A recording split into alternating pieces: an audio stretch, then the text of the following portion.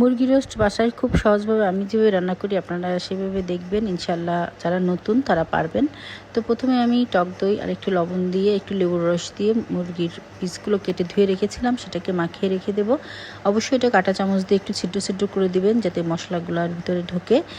আর এটা মাখিয়ে রেখে আমি তারপর রান্না করতে যাব, কিন্তু আপনারা চেষ্টা করবেন এটা অন্তত 2-3 ঘন্টা আগে অথবা ওভারনাইট ফ্রিজে রেখে দিয়ে যাই সেরকম একটা ব্যবস্থা করার জন্য। এরপর আমি প্যানে চলে আসছি। প্রথমে আমি কিছু বেরেস্তা ভেজে নিব। বেরেস্তা প্রতি ধাপে ধাপে দিয়ে রান্না করবো, আর বেরেস্তা দিলে খাবারের টেস্টটা দ্বিগুণ বাড়ে।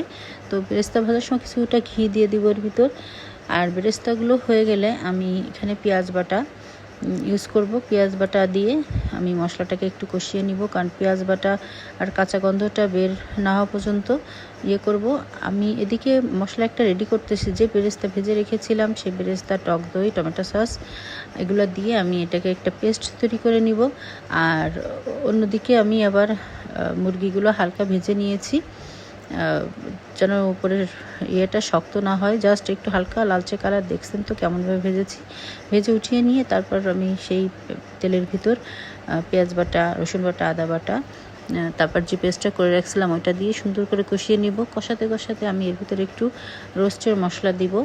আর আমি বাদাম বাটা ইউজ করেছি, ওটা একটু লাস্টের দিকে দিব, প্রথমে দিব না।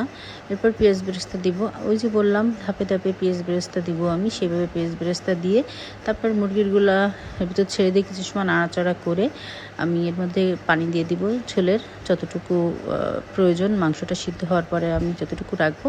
এরপর তেল ফুটে উঠলে ব্যাস হয়ে যাবে। এখানে আমি কয়েকবার কিন্তু পেঁয়াজ বেরেস্তা দিয়েছি, কাঁচামরিচ দিয়েছি, ব্যাস হয়ে গেল আমার মজাদার রোস্ট।